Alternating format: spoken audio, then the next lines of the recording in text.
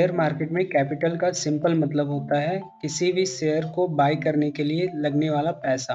ध्यान रहे, यहाँ हम लोग कंपनी के बैलेंस शीट का कैपिटल के बारे में बात नहीं कर रहे हैं। दूसरे शब्दों में कैपिटल मतलब किसी ट्रेडर या इन्वेस्टर के पास एक फिक्स्ड अमाउंट होता है जिसे वो शेयर मार्केट या किसी और फाइनेंशियल मार्केट में इन्वेस्ट करने के लिए अमाउंट होता है। जब आप स्टॉक्स, बॉन्ड्स, कमोडिटीज या करेंसीज जैसे फाइनेंशियल इंस्ट्रूमेंट में इन्वेस्ट करते हैं तो आपको एक फिक्स अमाउंट या कैपिटल की जरूरत होती है। ट्रेडिंग में कैपिटल के इस्तेमाल करके ट्रेडर्स और इन्वेस्टर्स अपने इन्वेस्टमेंट पोर्टफोलियो को बढ़ा सकते हैं, प्रॉफिट कमा सकते हैं या रिस्क को मैनेज भी कर सकते हैं।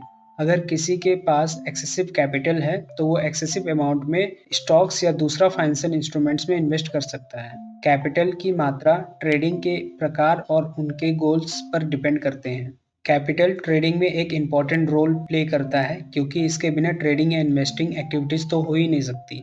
कैपिटल के बिना ट्रेडिंग में रिस्क मैनेजमेंट और प्रॉफिट कमाना भी मुश्किल ही है। चलिए एक सिंपल एग्जांपल के द्वारा समझते हैं कैपिटल के बारे में।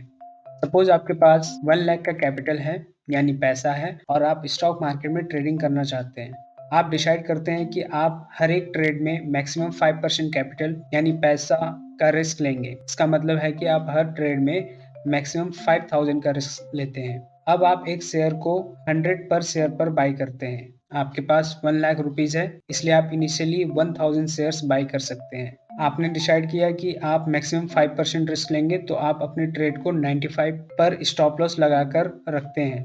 इसका मतलब है कि अगर स्टॉक्स 95 के नीचे जाता है तो आप अपना पोजीशन एग्जिट करेंगे। अब यदि आपका टारगेट है 110 पर शेयर तो आप अपने प्रॉफिट बुकिंग के लिए लिमिट ऑर्डर भी सेट कर सकते हैं।